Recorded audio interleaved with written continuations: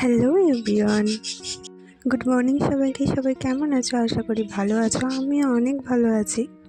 আজকের ওয়েদারটা খুবই মিষ্টি। সকাল সকাল উঠে ওয়েদারটা দেখে মনটা খুবই ভালো হয়ে গেল। ঝিরিঝিরি বৃষ্টি আর মিষ্টি বাতাস বইছে, তাই অনেক দিন ভাবলাম ডায়েরি লেখা হয়নি, তো আজকে শুরু করলাম।